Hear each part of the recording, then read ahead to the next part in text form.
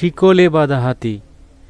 একদা এক বাচ্চা ছেলে তার বাবার কাছে বায়না ধরল সে সার্কাস দেখতে যাবে। বাবা তাকে সার্কাস দেখতে নিয়ে গেলেন।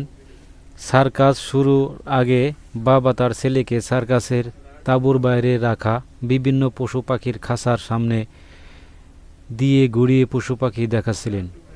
দেখতে দেখতে তারা হাতির সামনে চলে আসলো। তারা দেখতে পেল হাতিটি খাঁচায় বন্দি করে রাখার বদলে একটি চিকন শিকল দিয়ে পায়ে বাঁধা আছে, যেটি হাতি চাইলেই ছিঁড়ে পালিয়ে যেতে পারে। কিন্তু আশ্চর্যের বিষয় হলো হাতিটি সে চেষ্টাই করছে না। এটি দেখে ছেলে খুব অবাক হলো এবং তার বাবাকে এর কারণ জিজ্ঞাসা করল। বাবা হাতির মালিককে রক্ষণাবেক্ষণকারী ডেকে এর কারণ জিজ্ঞাসা করলেন। হাতির মালিক উত্তর দিল, যখন এই হাতিগুলো অনেক ছোট ছিল তখন আমরা তাদের এই সাইজের শিকল দিয়েই বেঁধে রাখতাম। সে সময় তারা ছেঁড়ার অনেক চেষ্টা করত এবং ব্যর্থ হতো। সে বয়সে এই শিকল তাদের আটকে রাখার জন্য যথেষ্ট ছিল।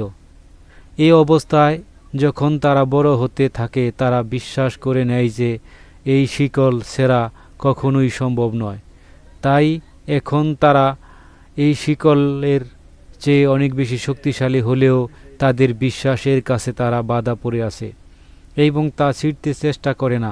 গল্পের অনুপ্রেরণামূলক শিক্ষা: সফল হওয়ার ক্ষেত্রে প্রথম ধাপ হলো এটি মনে প্রাণে বিশ্বাস করা যে আমি সফল হব। বাধা যতই আটকে রাখতে চেষ্টা করুক, সফলতার বিশ্বাস মনে নিয়ে নিজের চেষ্টা চালিয়ে যেতে হবে।